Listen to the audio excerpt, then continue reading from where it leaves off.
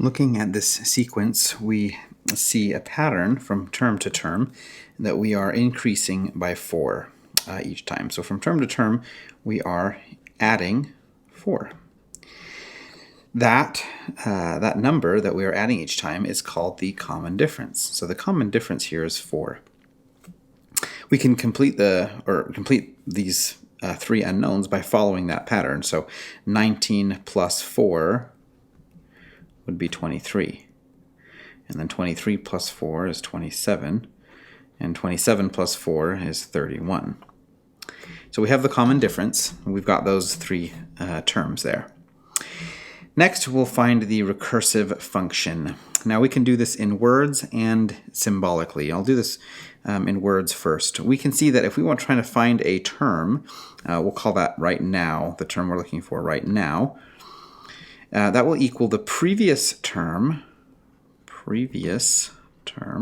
and of course we're adding 4 each time. So if I wanted to find this term right here, I take the previous term and I add 4. So previous plus 4. Now that's using words, but we can also use function notation. So if this function that tells me what the term is for whichever spot I'm in is f, then I would say f of n, okay, which is a function that tells me the number that is in the nth position, okay, and this right here is of course n equals 1 for the first one, for 3, and then n equals 2, and 3, and 4, and so on. And to find that, we find the previous number, which is f of, and then n minus 1. This means if I'm trying to find the term number 2, I'm going to use term number 2 minus 1, which is 1, and then I would add 4. And with every recursive sequence, we would also write the starting value, okay, f of 1. Okay, or the first term, which in this case is 3. Finally, we'd like to find an explicit function. So we're looking for a formula where we can plug n in, and that will tell us the nth term. Well, to do that, I like to create a table of values where I have n and f of n. And I know when n is 1, my term is 3. And when n is 2, my term is 7. And when n is 3, my term is 11. And when n is 4, it's 15, and so on. Well, this table of values, I like to go back to the recursive definition. And actually, instead of writing 7, write this as the previous term, which is 3, and then plus the common difference of 4.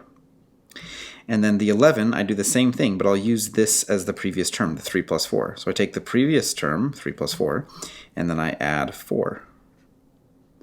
And then for the 15, take the previous term, which is 3 plus 4 plus 4, and then add 4. And when I write it like this, I can see a pattern start to emerge. And I'll do one more step here, which will really help us to see the pattern. I have 3. And then I'm adding 3 4s. So that's 3 times 4. And then up here I have 3 plus, and then I'm adding 2 4s. So that's 2 times 4. And then up here I have 3 plus 4, which I can write using this pattern as 3 plus 1 times 4. And even this one up here follows that same pattern. This is 3 plus 0 times 4. And so when trying to write a formula for n, okay, for the nth term, I look at these and I say, well, what do these all have in common? They all have a 3 in common, okay, and then plus, they got some number and then times 4. So I'm going to do 4 times something. Now, that something, I need to figure out how to write that in terms of this number over here. Okay, when n is 1, it's supposed to give me 0. When n is 2, I have a 1 there. And so I look for the pattern and I see that this number over here is always 1 less than the number over here. So 1 less than this means this number minus 1. So n minus 1. And I can see that that works out now. If n was 4, 4 minus 1 is 3, and that gives me the 3. You'll notice the order here of this multiplication is swapped from over here. That's okay because multiplication is commutative, meaning the order that we multiply does not actually matter. And so this right here is our expression. And so our explicit function is f of n equals that expression, 3 plus 4 times n minus 1. We can leave it in this form, or we can distribute the 4 into the parentheses and combine some like terms. So if I were to do that here, it's not completely necessary, but it's certainly possible. We would have 3 plus 4n, and then 4 times minus 1 is minus 4. And we can see now that the 3 and the minus 4 combine.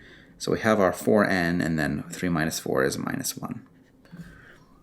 And so there is our explicit function.